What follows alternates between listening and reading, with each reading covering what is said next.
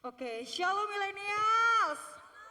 Ya ampun, ini anak muda Pak Oma. Shalom teman-teman. Oke, sebelum kita mulai yuk aku undang buat teman-teman yang di belakang untuk maju ke depan.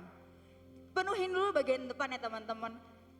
Yuk, yuk cepet maju. Maju ke depan, ayo. Penuhin dulu yang depan. Yang paling depan impartasinya nanti langsung bus gitu. Yuk, jangan di belakang nanti teman-teman yang datangnya telat biar bisa duduk di belakang bisa menyusul. Oke. Sore hari ini kita mau sama-sama siapkan hati kita, amin. Ya, aku percaya kita semua hari ini kita sama-sama mengalami lawatan Tuhan. Yang mau mengalami lawatan Tuhan, yang mau ketemu Tuhan, sorakan wuh. Belum, sorakan wuh. Oke. Yuk, teman-teman aku undang kita semua berdoa sebelum kita mulai ibadah kita sore hari ini. Tuhan Yesus yang baik, terima kasih buat sore hari ini. Engkau baik buat setiap kami. Terima kasih buat kasih karunia-Mu. Terima kasih buat anugerah-Mu buat setiap kami. Kalau kami ada sore hari ini sebagai kami ada, semua karena kemurahan-Mu, semuanya karena Engkau Tuhan. Tuhan, sore hari ini kami mengangkat tangan kami. Kami mau berdoa untuk bangsa kami tercinta, bangsa Indonesia. Tuhan, ini setiap anak-anak muda-Mu, kami berdiri atas bangsa kami ya Bapa. Kami berdoa untuk bangsa kami. Kami melepaskan damai sejahtera Tuhan. Kasih Tuhan turun atas bangsa kami.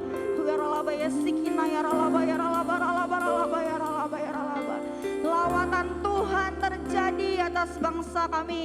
Ada pemulihan lepas pemulihan terjadi atas bangsa kami Tuhan. Kami menopang bangsa kami Tuhan. Pulau demi pulau yang ada ya Bapa, provinsi demi provinsi yang ada, bahkan setiap daerah demi daerah yang ada. Lawatlah Tuhan bangsa kami ya Tuhan. Kami percaya Tuhan terjadi pembalikan keadaan atas bangsa kami ya Tuhan. Hujan pertobatan Tuhan turun atas bangsa kami. Ada tiang awan dan tiang api-Mu menyertai bangsa kami ya Tuhan Yesus. Jagai dan sertai bangsa kami Tuhan. Kiranya malaikat-Mu berjaga-jaga di sekeliling bangsa kami Tuhan Yesus.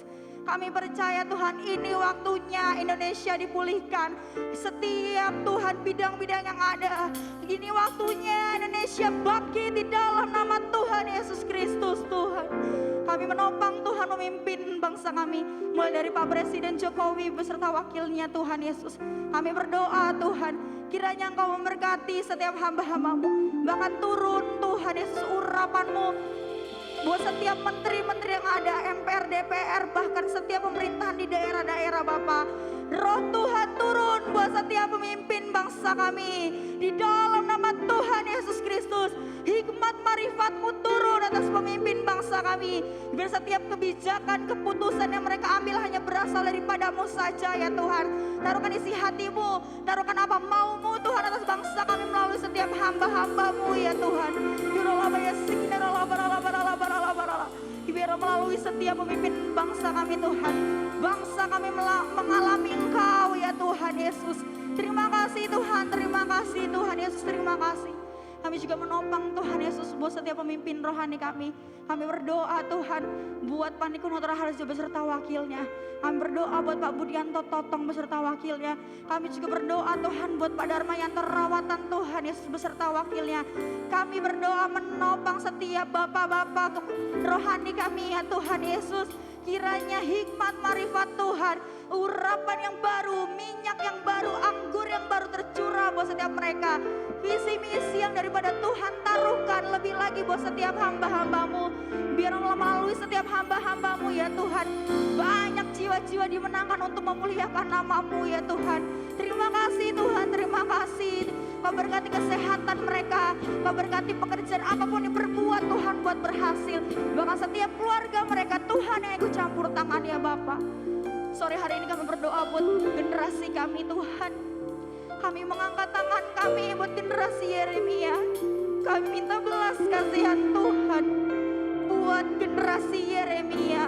Hiralaba ya sikina ya ralaba ralaba ralaba ralaba ralaba ralaba ralaba ralaba ralaba ralaba ralaba. Wiralaba papa papa papa papa papa papa. Ini waktunya generasi Yeremia bangkit di dalam nama Tuhan Yesus. Setiap tulang-tulang yang kering dibangkitkan di dalam nama Tuhan Yesus. Setiap anak-anak kembali kepada setiap bapak-bapak. Bahkan setiap hati bapak-bapak kembali kepada setiap hati anak-anak yang ada Tuhan. Ini waktunya anak-anak muda dipakai Tuhan secara luar biasa. Kami percaya Tuhan, anak-anak muda menjadi ujung tombak penuaian atas gereja kami.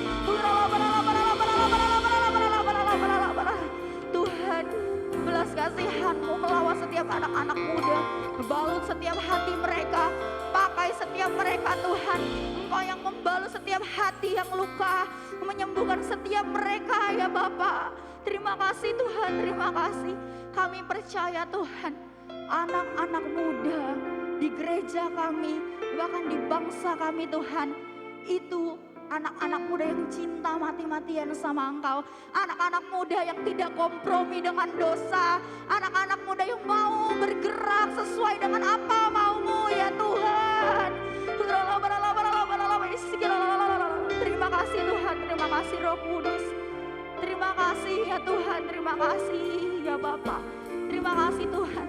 Kami siap Tuhan memulai ibadah kami. Kami berdoa dari awal pertengahan hingga akhirnya Roh Kudus bekerja di tengah-tengah setiap kami. Kami buka hati kami buka pikiran kami. Biarlah Roh Kudus Engkau melawat setiap kami Bapa. Tidak ada satupun yang terlewatkan Tuhan, pribadi lepas pribadi. Engkau yang melawat setiap kami Tuhan.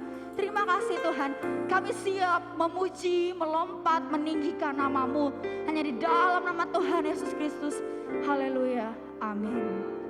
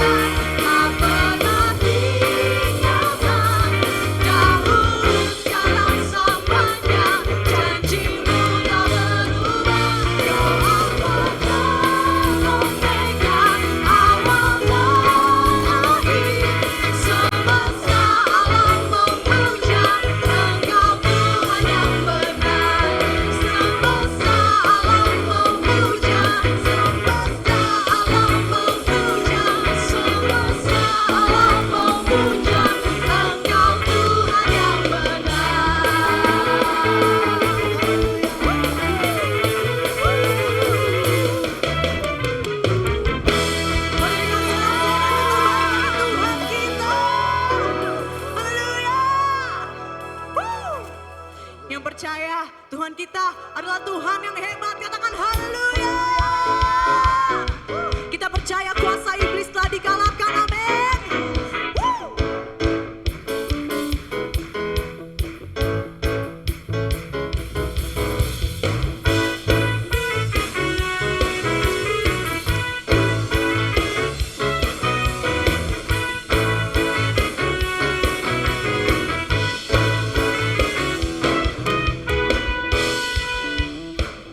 Kau yang hidup di dalamku.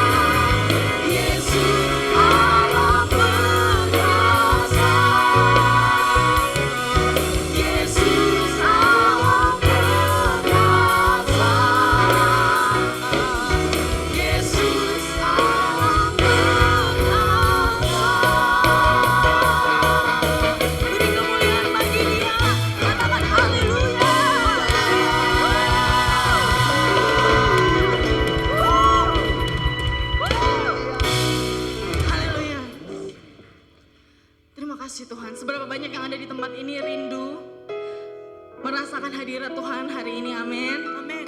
Haleluya. Saya bebaskan teman-teman semua, Bapak Ibu yang mau duduk, berdiri, bebas mengekspresikan teman-teman penyembahan untuk hari ini. Terima kasih Tuhan Yesus. Kau baik bagi setiap kami, Yesus. Kami percaya bahwa Engkau lebih dari cukup bagi setiap kami, Tuhan. Hari ini Tuhan, kami rindu Tuhan lebih lagi merasakan hadirat-Mu. Kami rindu lebih lagi Tuhan, Kau jamah dan lawat setiap kami di tempat ini.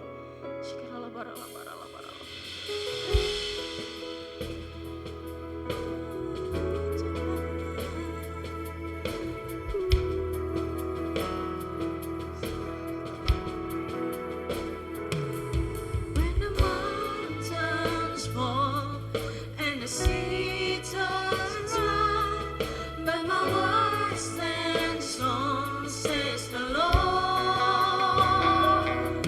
When the world gets tired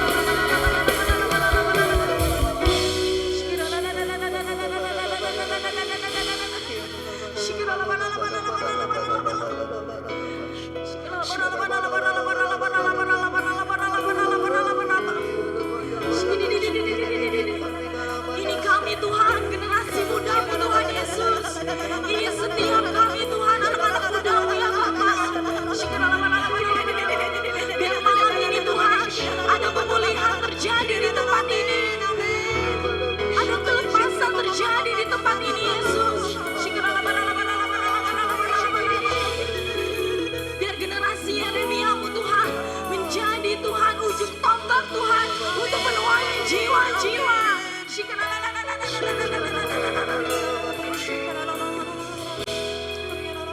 Segala pujian dan syukur hanya bagimu, Yesus. Dengan apa kami balas kau Tuhan? Dengan apakah kau balas kasih-Mu?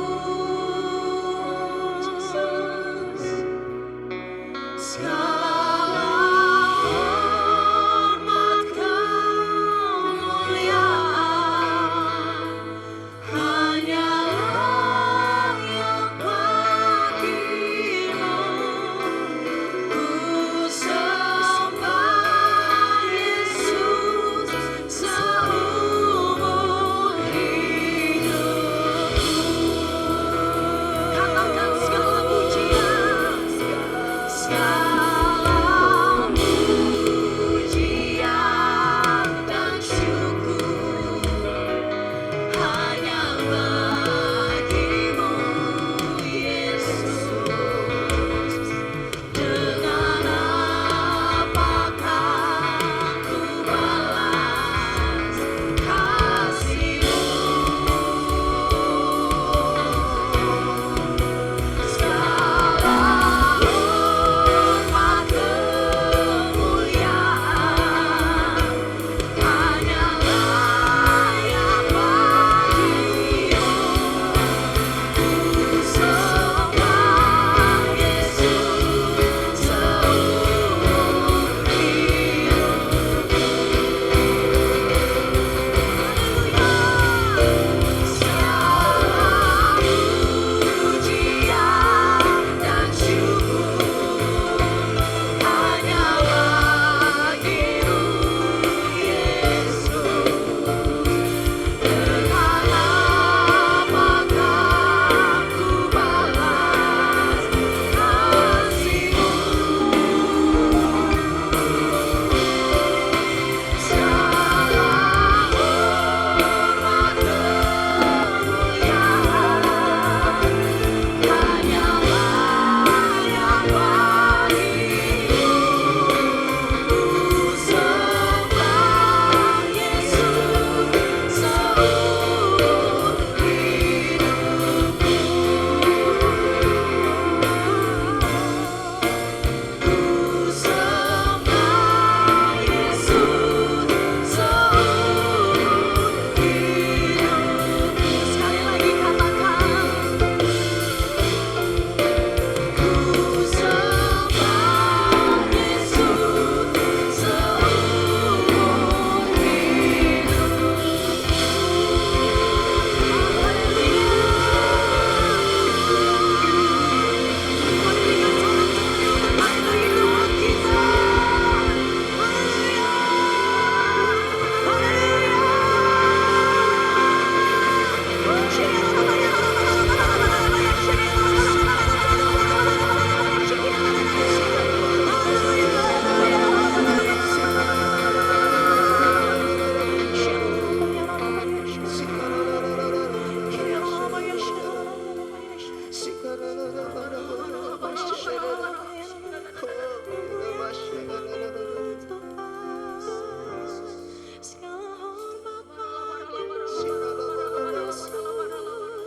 segala pujian, segala kemuliaan bagimu.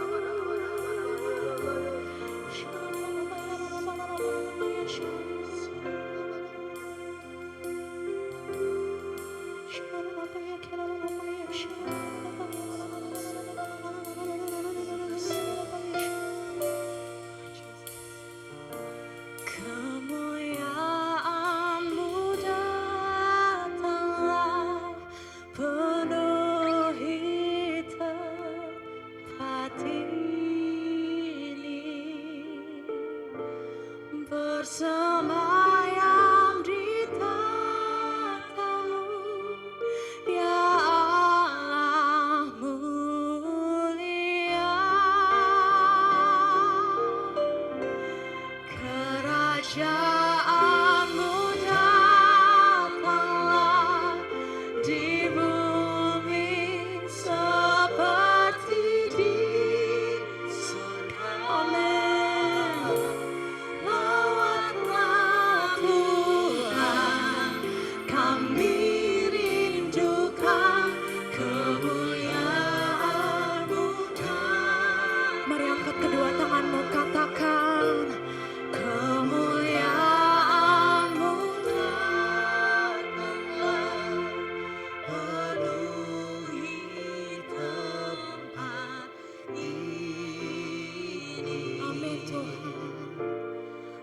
bersemayam di tatamu,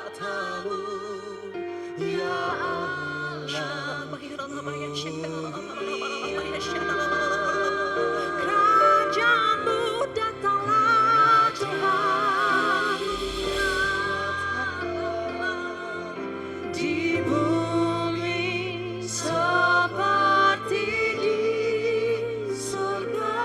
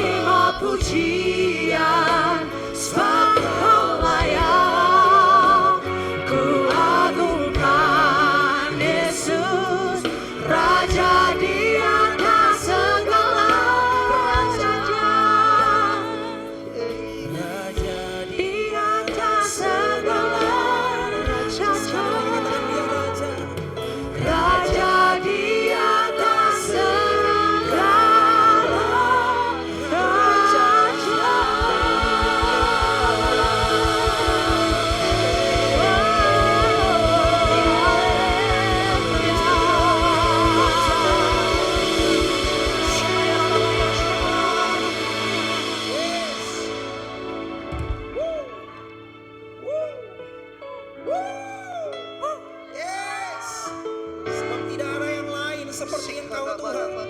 Selama kami punya Engkau Tuhan, kami gak perlu khawatir Tuhan. Selama Engkau ada, kami tidak perlu takut Tuhan.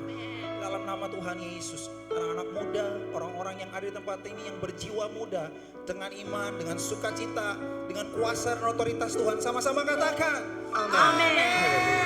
Tepuk tangan buat Tuhan Yesus. Puji Tuhan. Berapa banyak yang luar biasa, yang sukacita malam hari ini, boleh angkat tangannya tinggi-tinggi dulu. Tepuk tangan sama-sama buat Tuhan, katakan yes. Puji Tuhan, silakan duduk. Thank you buat teman-teman BPW yang dahsyat. Wow. Keyboard boleh di sini ya. Oke. Shalom semua. Shalom. Shalom. Puji Tuhan. Wow, saya dari tadi di depan ngerasain kalau ada sesuatu yang besar banget di tempat ini. Ada sesuatu yang mampu terobos keadaan kita. Ada sesuatu yang kayaknya tadinya sudah sempat mati, sempat down, sempat takut. Tapi malam hari ini karena pujian dan penyembahan buat kita seperti bangkit lagi iman kita. Amin. Ada satu kuasa dalam pujian penyembahan teman-teman, sebelum saya masuk dalam materi yang akan saya bawain. Bapak Ibu Saudara, teman-teman, anak-anak muda tempat ini, Yesus dan surga, Roh Kudus dan Allah selalu punya satu connecting. Dia punya sesuatu yang kayaknya hubungannya dekat banget dengan pujian penyembahan.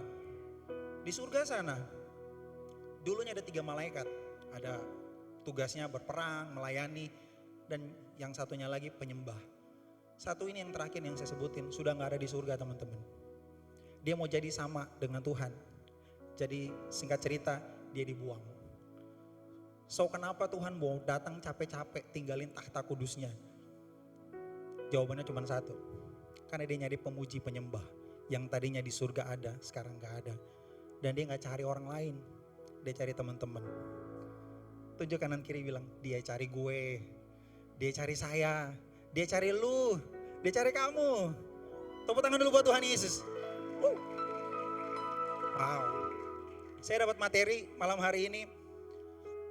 The living hope. Pengharapan yang hidup. Teman-teman tahu gak artinya pengharapan yang hidup? Pengharapan yang hidup itu adalah pengharapan yang gak main-main teman-teman. Yang gak cuma asal ngomong. Kalau judulnya dibilang The Living Hope, meaning ada hope, ada harapan yang palsu, yang mati. Jadi dari sini saya mau bagi buat teman-teman secara singkat ada 2 jenis pengharapan. Yang pertama pengharapan yang mati, yang kosong. Yang kedua pengharapan yang hidup. We gonna talk about it. Amen. Yang pertama saya bahas secara singkat ya. Pengharapan yang kosong, pengharapan yang mati. Asalnya datang dari orang atau pribadi atau sumber yang punya kekuatannya palsu. Tahu nggak siapa orangnya? Iblis, teman-teman. Dia hanya punya pengharapan yang palsu. Dia hanya punya pengharapan yang kosong, yang sementara. Anak-anak muda suka yang namanya harapan, mimpi, cita-cita, right? Tapi saya mau kasih tahu satu hal, di luar Tuhan pengharapannya kosong, palsu. Kita bahas lebih dalam teman-teman. Ketika Tuhan Yesus dicobai di padang gurun, waktu kita sedang bahas tentang masa-masa kematian, kebangkitan dan akan menjelang kenaikan Tuhan Yesus ke surga. Waktu Tuhan Yesus dicobai di padang gurun, saya catat di sini di Matius 4 ayat 8 sampai 11. Minta tolong multimedia tampilin.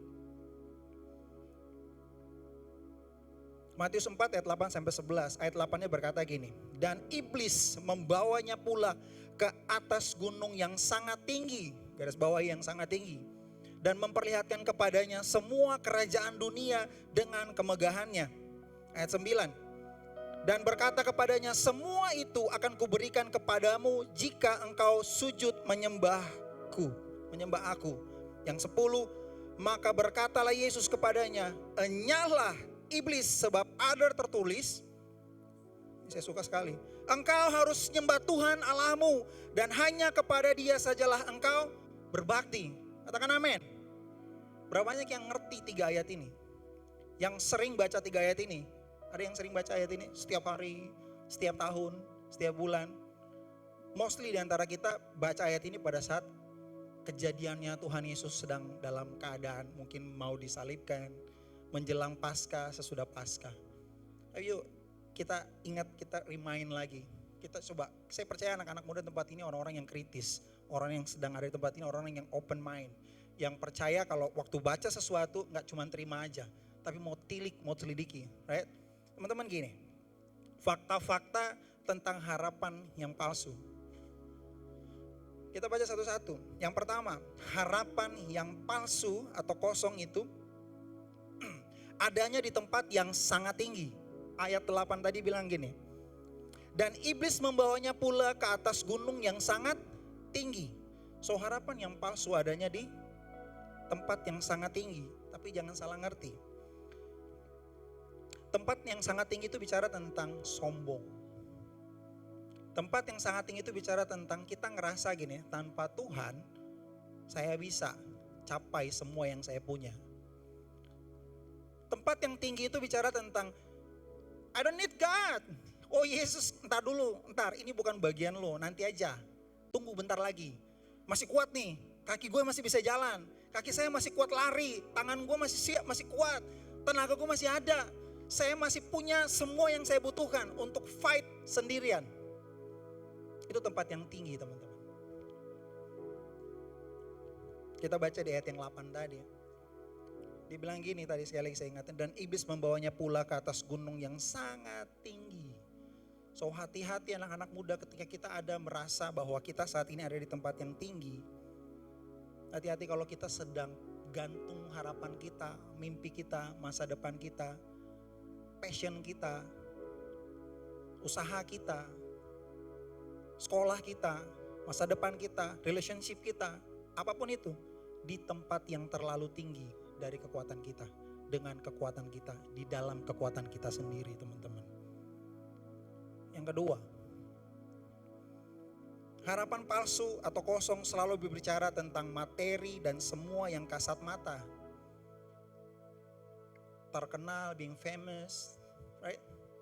Disanjung orang. Kita selalu tertarik dengan hal-hal yang seperti itu. Ayat firman Tuhan tadi bilang gini, dan memperlihatkan kepadanya semua kerajaan dunia dan kemegahannya. Bicara tentang bicara tentang kerajaan, di situ ada sistem, di situ ada raja, di situ ada bawahan, di situ ada rakyat, di situ ada perintah, di situ ada orang-orang yang harus tunduk, di situ ada orang-orang yang harus kasih perintah. Sometimes kita sebagai orang-orang muda, sebagai orang Kristen, setiap hari baca firman Tuhan, setiap hari dengar kebenaran firman Tuhan, kita take it aja gitu, ambil aja semua tanpa kita ngelakuin sesuatu, tanpa iman kita ngerti, tanpa pikiran kita nggak ngerti, dan kita cuma bilang ketok saja nanti pintu akan dibukain. Jadi kalau kita datang dalam keadaan kita nggak layak sekalipun, kita datang, Tuhan Yesus, tok tok tok, I need a new car. Tuhan Yesus, gua butuh handphone baru. Yesus, gue butuh kuliah di tempat yang ini, yang itu. Apapun yang kita mau, kita datang sama Tuhan. Kita cuma datang, kita cuma minta, Tuhan mana bagianku. Tanpa kita ngerti bahwa Tuhan maunya lebih dalam lagi.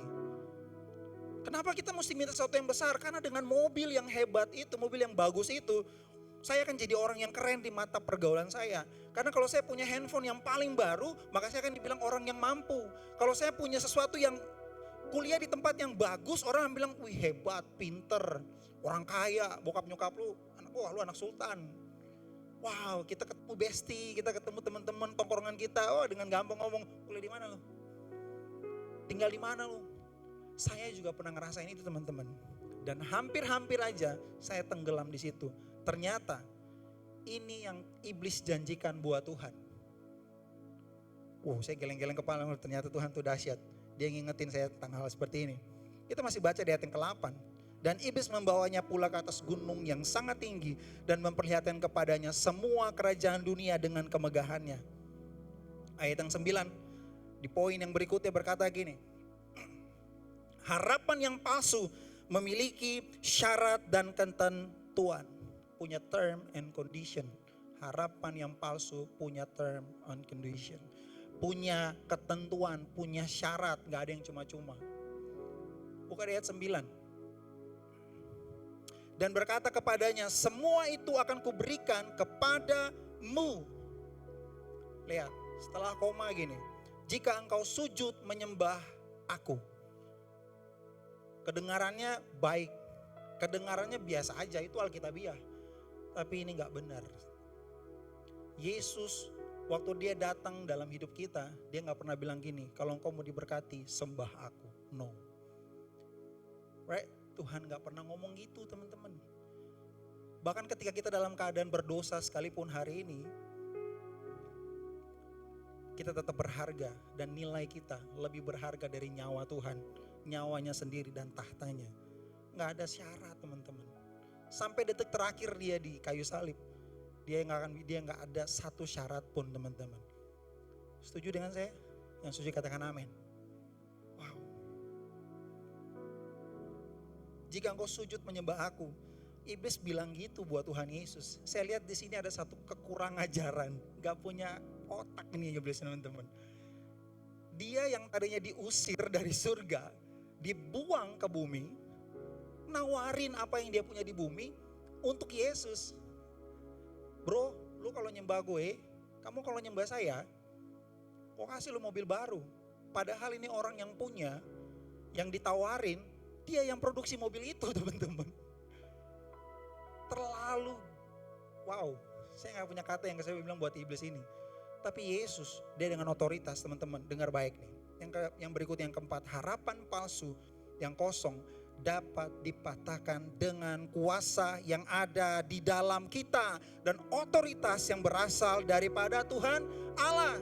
Ayat yang 10 bilang gini, maka berkatalah Yesus kepadanya.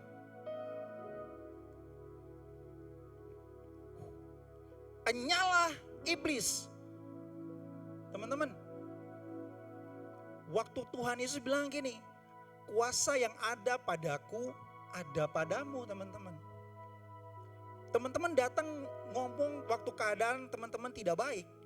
Teman-teman datang dalam keadaan hadirat Tuhan dan ngomong gini, aku berdoa, kupatahkan kutuk ini, kupatahkan bencana ini, kusembuhkan di dalam nama Yesus, bilur-bilur darah Tuhan menyembuhkan. Itu kuasa yang dari Tuhan. Tapi dalam iblis, waktu iblis coba show up gitu sama Tuhan, Tuhan bilang enyah. Artinya harapan palsu gak punya otoritas teman-teman. Gak punya otoritas teman-teman. Kalau ada orang bilang sama teman-teman, lu tuh bodoh, lu tuh tolol, lu tuh miskin, lu tuh gak punya pengharapan. Saya mau bilang sama teman-teman, gampang gak usah sakit hati. Katakan dengan mulut teman-teman bahwa, no, I'm blessed. No, gue bahkan berbuah. No, gue luar biasa. Karena Tuhan udah ngomong teman-teman. Iblis dengan semua yang kemegahannya datang ngomong sama Yesus dengan gampang, enyah. Hey, go away. Berapa banyak yang punya kuasa, boleh angkat tangannya dulu tinggi-tinggi anak-anak muda. Katakan, amin. Ini kebaktiannya anak-anak muda, saya lihat banyak banget anak muda. Kalau dengar firman Tuhan, yang sekiranya teman-teman tahu itu kebenaran, don't be quiet. Teriak amin. Katakan Tuhan Yesus dahsyat. Ayo, yang bisa bikin kita punya iman yang besar ya kita sendiri teman-teman. Kita harus respon dengan apa yang disampaikan firman Tuhan. Saya gak butuh kredit teman-teman, bukan saya yang butuh firman Tuhan. Tuhan yang butuh disanjung teman-teman. Katakan amin. Anak-anak muda punya passion, anak-anak muda punya semangat. Itu yang Tuhan mau pakai teman-teman. Bukan otak kita, bukan sehebat, sebugar apa kita. Enggak, yang Tuhan mau semangatnya teman-teman. Imannya teman-teman. Sebenarnya Tuhan bilang gini, waktu gini. Nggak usah bicara tentang Tuhan Yesus, bicara tentang Soekarno saudara. Dia cuma minta 10 anak muda, dia akan goncangkan dunia. Karena dia tahu di dalam anak muda ada potensi yang gede banget. How about God? Amin.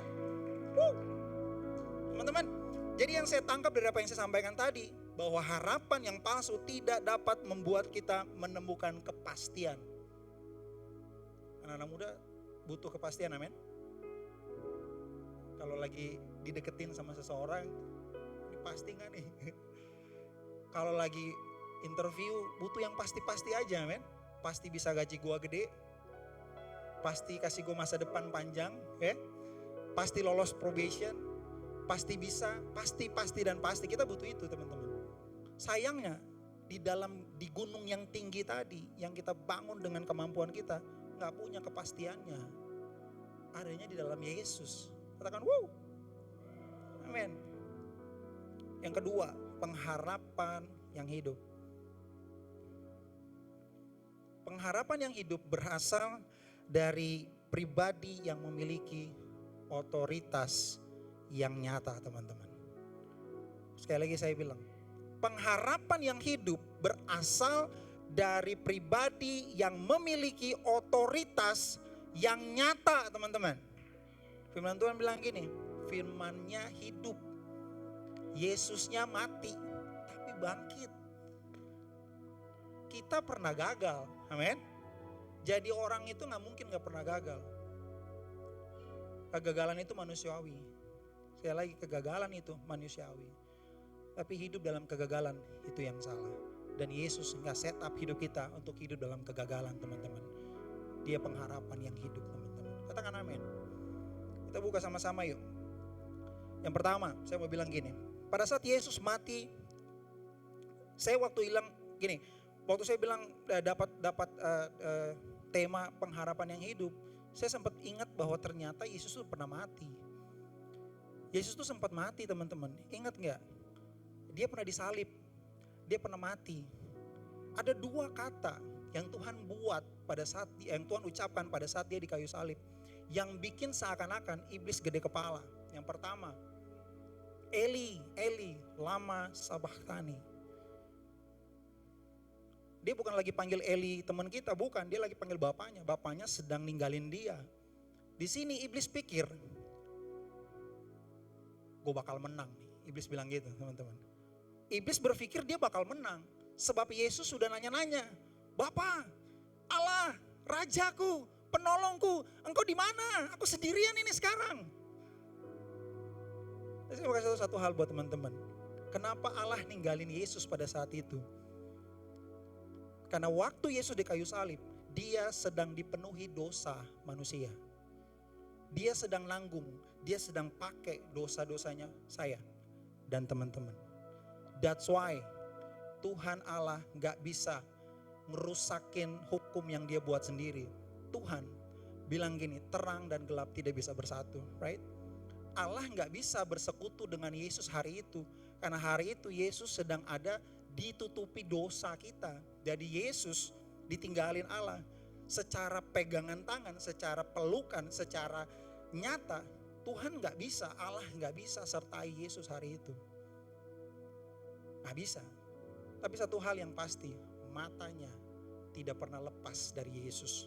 Firman Tuhan bilang gini, Allah menghadapkan wajahnya dan memberimu damai sejahtera. Sekalipun kita sedang dalam dosa, sekalipun teman-teman, dia tidak akan ninggalin kita. Setidaknya pandangan matanya ada atas kita. Dia tahu engkau sedang bikin dosa. Dia tahu engkau sedang salah. Dia tahu engkau sedang gagal, engkau sedang lemah, engkau sedang sama-sama dengan dia, enggak satu frekuensi. Tapi dia tetap fokus, dia lihat nih, ini si anak nih kemana ini, gak kemana-mana. Kenapa dia mesti lihat kita terus? Karena setiap waktu ketika kita ingat Tuhan, kita mau balik sama Tuhan, Tuhan kenal kita, teman-teman. Tuhan kenal kita.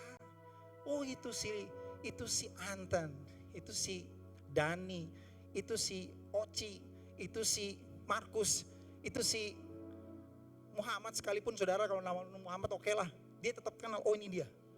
Pada saat lu balik ke dia bilang mari datang padaku. Hai engkau yang lemah-lemah, engkau yang lelah, letih, lesu, datang padaku. Karena matanya gak pernah lari dari kita.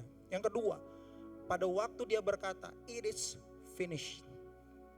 Iblis besar kepala di situ. Saya mau bilang, dia lagi kena prank, teman-teman. Iblis lagi kena prank. Yesus ngeprank. Kenapa? Pada saat Yesus bilang it is finished, iblis pikir selesai. Itu perkataan terakhir yang keluar dari mulutnya Yesus. Harusnya ini kata-kata terakhir dia. Tapi come on. It is finished artinya dia selesaikan semua yang sudah dia kerjain. Yang harusnya dia kerjain. Dan ini bagiannya Tuhan. Saya mau kasih tahu satu hal buat teman-teman.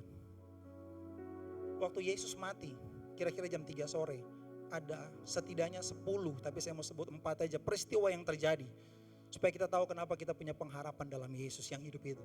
Yang pertama, tabit bait suci terbelah, menjadi dua dari atas sampai bawah. Teman-teman tahu apa yang ada di bait suci? Teman-teman gak bisa datang sama Tuhan kalau teman-teman belum kasih persembahan. Teman-teman bikin salah hari ini, gak bisa datang langsung kasih. Maaf, perempuan yang lagi datang bulan tidak bisa datang langsung sama Tuhan, harus tunggu dulu. Tapi waktu Yesus mati, itu semua dihancurin saudara. Gak ada lagi aturan-aturan itu teman-teman. Gak ada lagi, adanya lu dan Tuhan. Gak ada yang mau tepuk tangan buat Tuhan.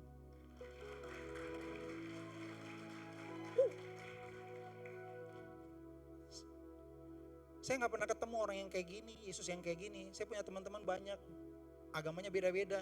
Mau datang sama Tuhannya ribet banget. Teman-teman di mana aja.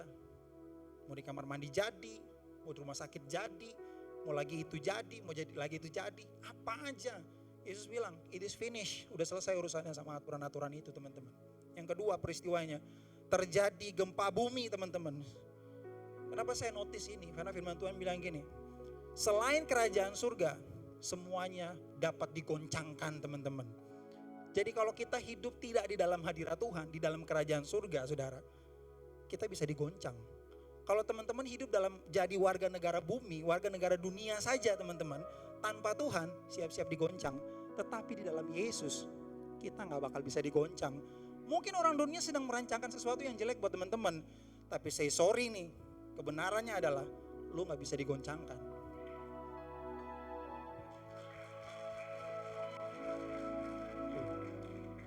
Yang ketiga, bukit-bukit batu terbelah. Ingat tadi ayatnya, Yesus dibawa ke gunung, ke bukit yang tinggi. Dan bukit itu hancur teman-teman. Di dalam Tuhan, waktu kita belong to Jesus, gak punya kita tempat yang tinggi tadi itu. Yesus itulah tempat tingginya kita teman-teman. Satu lagi, kuburan-kuburan itu terbuka dan banyak orang kudus yang telah meninggal bangkit. Baca aja di Matius 27 ayat 52 sampai 53. Jadi ternyata pada saat Yesus mati ada kebangkitan orang kudus teman-teman. So sebelum Yesus bangkit teman-teman, kitanya harus bangkit dulu. Kitanya harus bangkit dulu. Sebelum kita terima, sebelum kita ngalamin yang kebangkitannya Tuhan Yesus, lu dan gue yang tadinya sudah kenal Tuhan harus bangkit imannya. Jangan diem aja. Jangan cuma denger aja. Jangan cuma sehari-hari cuma baca firman gak ngelakuin apa-apa. Jangan cuma mau diem aja, orang bilang lu gak bisa, lu gak mampu, lu begini, lu begitu. Stop. Lu mesti fight back. Lu orang-orang yang diberkati Tuhan. Kita orang-orang yang diberkati Tuhan. Yang percaya katakan amin. Di sini dibuktikan bahwa Yesus tuh lebih besar dari maut. Karena waktu Yesus mau turun ke dalam kerajaan maut, dia mesti keluarin orang-orang yang kudus tadi dulu. Kapasitasnya terlalu besar teman-teman. Kalau Yesus itu turun juga di dalam situ bersama dengan orang-orang kudus teman-teman, hancur itu maut. Gak bisa. Jadi Yesus gak bisa ngelakuin apa-apa di situ. So dia perlu bangunin kita dulu. Jangan tunggu Yesus bangkit, lu dulu bangkit teman-teman. Lu dulu bangkit, kita bangkit dulu. Amin. Saya mesti cepat. Lukas 24 ayat 1 sampai 9 cerita tentang waktu itu murid-murid datang ke kuburan Tuhan Yesus, dicari ternyata Yesusnya udah gak di situ. Yesus udah gak di situ. Ada malaikat bilang yang lu cari itu Yesus itu sudah gak di situ. Ada cerita waktu Yesus sedang jalan-jalan sama murid-murid sedang jalan-jalan, cerita tentang Yesus, sharing satu sama lain. Mereka gak sadar Yesusnya udah bangkit dan udah jalan sama mereka. Udah jalan sama mereka. Yesusnya udah gak mati lagi. Yesusnya udah di samping lu bro. Di samping lu sis. Di samping lu guys. Dia udah di situ.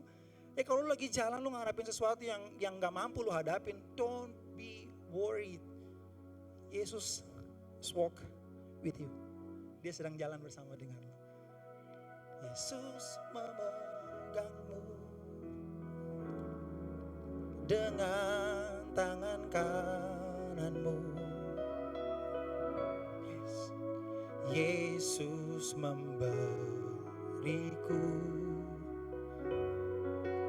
kemenangan. Yesus memegangku dengan tangan kanan, tangan kananmu. Dia beri ini. Yesus memberiku, dengan iman katakan, kemenangan. Waktu saya berlalu terus teman-teman. Lalu kemudian Zefanya ayat 3, pasal 3 ayat 17 berkata, Tuhan Allahmu ada di antaramu. Oh, sebagai pahlawan yang memberi kemenangan. Siapa bilang teman-teman bakalan kalah? Iya, Yesus sempat mati. Iya, kita sempat ngalamin kegagalan. Iya, Yesus sempat bilang udah selesai. Tapi bukan itu maksudnya. Lu emang pernah ada di bawah, atau mungkin beban lu serasa berat banget. Tapi bukan itu maksudnya Tuhan. Yesus sedang train kita. Supaya waktu kita terima berkat Tuhan, kita gak jadi anak muda yang gampangan. Yang gak jadi belagu, yang sok jadi sultan. Right? Itu maksudnya Tuhan teman-teman. Wow. Pada saat Yesus naik ke surga, Kisah Para Rasul 1 ayat 11 boleh ditayangin.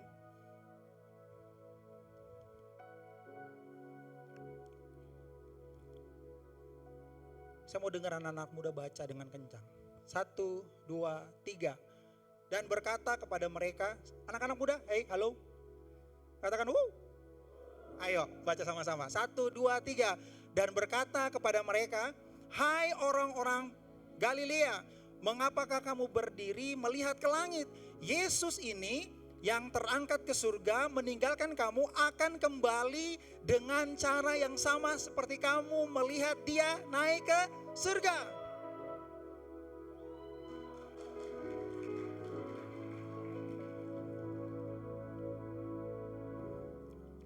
Saya mau kasih tahu buat teman-teman biar teman-teman nggak bingung kenapa Galilea, kenapa bukan Yudea, kenapa bukan Mesir, Arab, kenapa bukan Asia. Teman-teman, Galilea itu diambil dari bahasa Ibrani yang artinya Galil atau gulungan. Galilea itu dibentuk oleh rantai pegunungan yang membentuk atau mirip dengan gulungan Taurat. Kitab yang lama ya, Ibrani atau perjanjian yang lama. Yang ketiga, Galilea itu disebut sebagai tempat di mana Yesus melakukan banyak mujizat di depan publik termasuk menyembuhkan orang buta. Tempat paling banyak Yesus melakukan mujizat, Galilea. Teman-teman ngerti gak kenapa mesti Galilea? Belum ngerti juga, saya cerita. Letaknya, wilayahnya, Galilea ini wilayahnya hijau dan penuh dengan pegunungan Israel yang subur. Nangkep gak kenapa Galilea? Belum juga, oke. Daerahnya berbukit, daerah perbukitan di utara Israel yaitu perbatasan dengan Lebanon. Sampai hari ini masih berantem teman-teman. Karena tempat itu paling indah, paling sering ngalamin Tuhan, paling sering ngeliatin mujizat Tuhan terjadi. Jadi kenapa Galilea? Karena Galilea adalah orang-orang yang biasa punya hubungan dengan Tuhan. Terbiasa lihat mujizatnya Tuhan. Kesukaannya baca firman Tuhan. Yang dia seperti air, seperti pohon yang ditanam di pinggir aliran air, saudara. Waktu musimnya berbuah tidak akan layu teman-teman. Cuman masalahnya orang Israel, orang Galilea, firman Tuhan bilang gini, ngapain lu lihat ke atas terus? Mereka fokusnya terhadap Yesus yang sudah naik. Kita udah keseringan ngalamin gini. Kalau kita terus-terusan cuma ngalamin kebaikan Tuhan aja, Tuhan khawatir kalau kita lupa tentang apa yang bisa dia lakuin, tentang bagiannya kita. Yesus itu memberkati usaha kita teman-teman. Ya kalau kadang-kadang kita berpikir gak usah lakuin apa-apa, berdoa aja nanti Tuhan kasih berkat. Gak gitu teman-teman. Waktu orang Israel, orang Galilea lihat ke atas saja, para malaikat bilang dia yang naik dari situ akan turun juga di situ. Tuhan yang kita sembah teman-teman bukan cuma Tuhan yang mau dengar pujian penyembahan kita setiap hari. Yang cuma kita minta, hey Berry naikin pujian penyembahanmu ke atas. Saya mau bilang, Yesus yang sama, yang naik dengan cara yang sama, dia akan turun juga dengan cara yang sama. Artinya kita nggak cuma punya kewajiban untuk Tuhan ini kemuliaan bagimu, tetapi Tuhan yang sama juga akan memberkati kita dari atas ke bumi, di mana tempat lu ada. Firman Tuhan berkata gini, setiap tempat yang engkau injak jadi milikmu.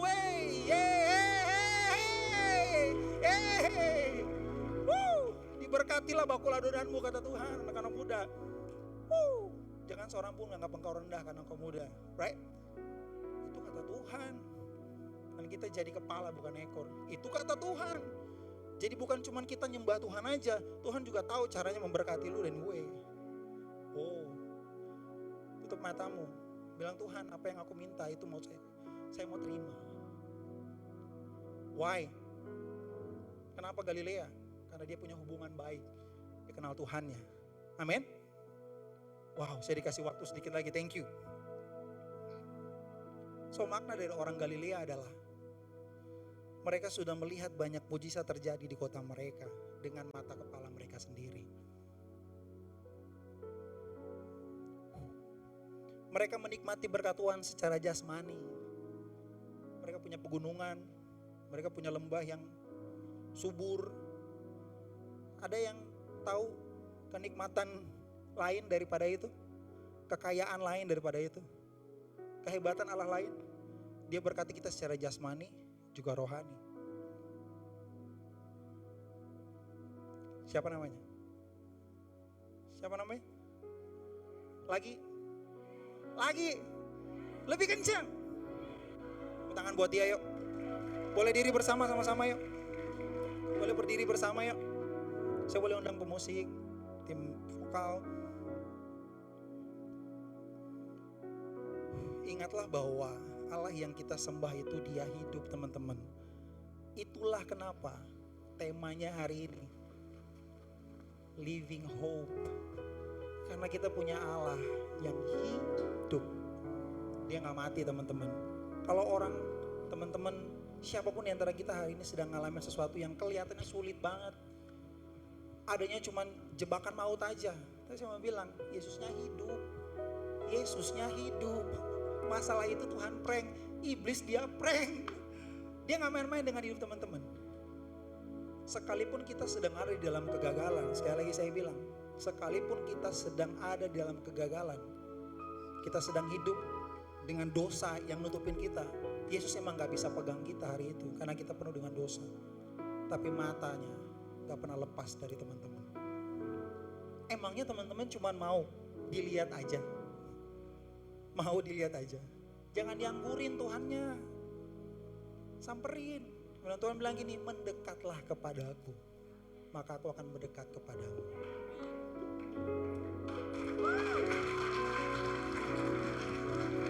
Roma 5 ayat 5 berkata, dan pengharapan tidak mengecewakan, karena kasih Allah telah dicurahkan di dalam hati kita oleh Roh Kudus yang telah dikaruniakan kepada kita. Pengharapan gak pernah ngecewain. Pengharapan yang hidup tidak pernah ngecewain. Sekali lagi tepuk tangan buat Tuhan Yesus. Haleluya. Ada satu pujian. Dalam Kristus ku berikan kemuliaan atas kemenanganku. Tahu gak lagu ini? Sungguh ku terpesona akan kekuatan dan kuasa-Mu. Katakan ya. Oh, tak dapat ku mengukurnya, namun semuanya. Katakan ya. Tak dapat melampaui anugerah-Mu yang ku terima. Dalam Yesus ku percaya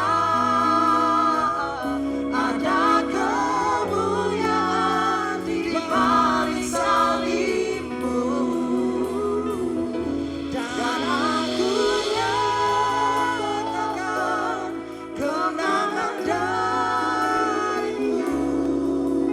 kekuatanku, harapanku dalam Yesus. Ku percaya ada kemuliaan di balik salibmu, dan aku nyatakan kemenangan darimu. Kekuatanku, harapanku dalam Yesus. Ku percaya ada kemuliaan di balik salibmu, dan aku nyatakan kemenangan darimu. Kekuatanku, Harapan kami Tuhan. kekuatanku, harapan kami, harapan sekali kekuatan kami, kekuatanku, harapan sama-sama ya. Dalam Yesus.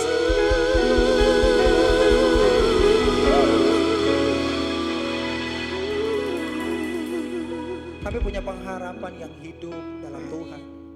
Sekalipun kami jalan dalam lembah kekelaman, kami tidak perlu takut Tuhan. Pengharapan yang itu ada pada kami, yang hidup itu ada pada kami. Yes, Yesusku pernah mati, tapi bukan untuk dikalahkan. Yesusku pernah mati, tapi bukan untuk diterlantarkan.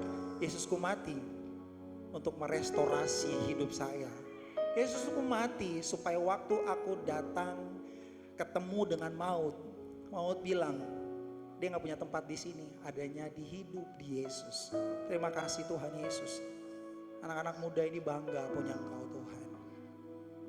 Kami mungkin pernah mengalami kehilangan dalam hidup kami sebagai manusia. Tetapi selama yang hilang itu bukan Yesus, maka kami akan baik-baik saja. Di dalam nama Tuhan Yesus kami berdoa. Sama-sama katakan, amin. Tuhan memberkati setiap kita.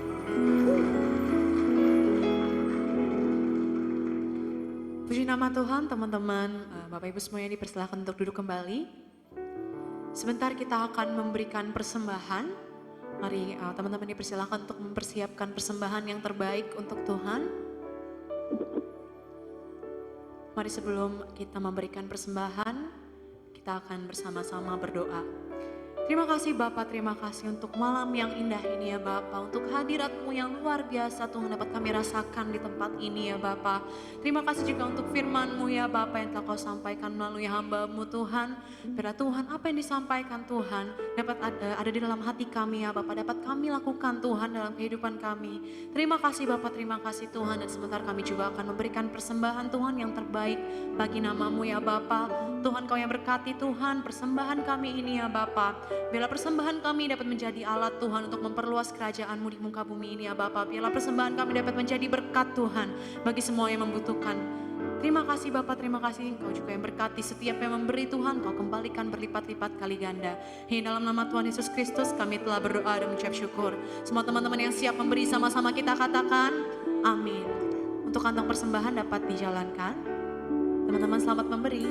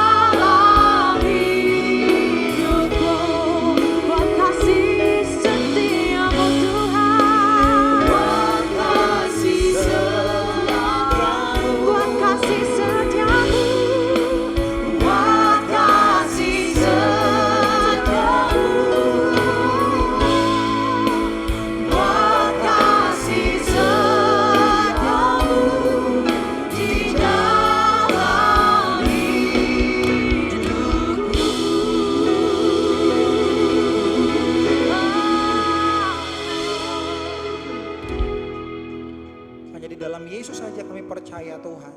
Dan sore hari ini, malam hari ini Tuhan, ketika kami datang dengan mungkin tidak mengerti kenapa harus orang-orang Galilea yang melihat. Tapi biarlah malam hari ini kami enggak hanya melihat saja, kami juga mau merasakan, mengalami itu Tuhan Yesus. Diberkatilah setiap kita yang sedang berjalan di dalam lembah kegelapan, sebab kami tidak perlu takut. Diberkatilah setiap engkau yang sedang mengusahakan sesuatu, sebab firman Tuhan berkata, diberkatilah bakul adonanmu. Diberkatilah orang-orang yang sedang meminta keturunan sampai hari ini bertahun-tahun meminta, tapi belum dapat hasilnya. Firman Tuhan berkata, diberkatilah buah kandunganmu, beranak cuculah dan penuhilah bumi, kata Tuhan. Dan waktu kita anak-anak muda mungkin yang sedang mengalami kegagalan, firman Tuhan bilang engkau akan jadi kepala dan bukan ekor, saudara. Pada angkat tangan kita tinggi. Tuhan memberkati engkau dan melindungi engkau. Tuhan menyinari engkau dengan wajahnya dan memberi engkau kasih karunia. Tuhan menghadapkan wajahnya kepadamu dan memberimu damai sejahtera. Di dalam nama Tuhan Yesus, yang percaya sama-sama katakan amin. Tuhan memberkati.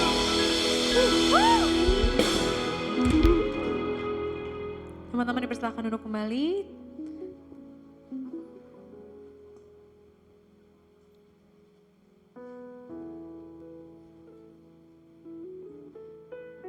Selamat bermalam minggu, Tuhan Yesus memberkati. Sampai bertemu di lain kesempatan. Haleluya.